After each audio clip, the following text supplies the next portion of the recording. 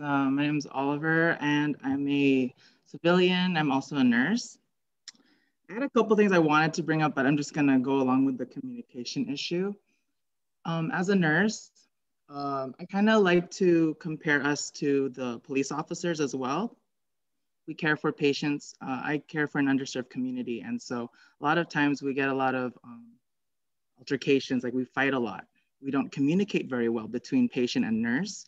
And so at my hospital, listen, you think that nurses, we are really good at communicating, like since day one, since Florence Nightingale, our head nurse since long past, like she's like our, the person that we idolize. And actually it's not, it's always a work in progress. In fact, in recent years, do we have a caring model to help us do active listening. And you would think that that would be already something that we're all good at, but this model helps us standardize our care. And I was wondering, do police officers have a framework like that they can use to kind of make sure that all police officers treat everyone equal? Active listening is actually very hard. I'm better at it today than I was when I was a new graduate. I also just recently I just started reading an article on code of ethics for nursing, and it has opened my eyes, and it has helped me also like communicate better with my patients. Because a lot of times, listen, I've been attacked, I've been beaten by my patients, I've been bitten.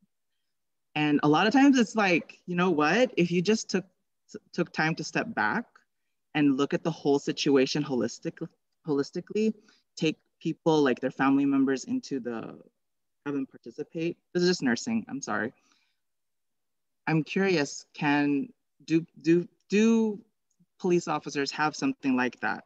Do they have a guideline or framework that they follow in terms of how to communicate with people? Do they have programs that help improve that? Because for nurses, we're always doing that. We're always trying to improve it. And I just wanted to approach the whole communication thing. You know what? I'm 52 years old. I started when I was in my 20s. I've seen how younger officers now, they have one of these in their face all the time like this. And that's part of a generation. I think some of it is generational, to answer your question, Oliver. But at the same time, LAPD, who we go to training for, had this one set of training called tactical de-escalation. You reach out to the person that needs help, figure out what they need, understand where they're coming from. Some of it is communication, but I also believe, I'm a strong believer of it's also cultural, not just ethnic, but where you live in terms of your socioeconomic circumstance or your background, where you're from. Like when I was at LAPD, I worked in North Hollywood. There was a large gay community. There was a large Jewish community. There was a large Latino community. So you had to be sensitive to all of their backgrounds. And that's one way to be able to understand the people that you're serving.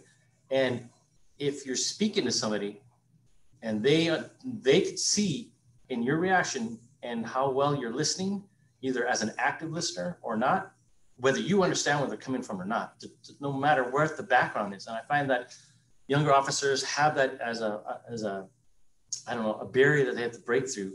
And me being around a little bit, especially when I was a detective, they actually stress on you being a good listener, either for a victim witness or a suspect.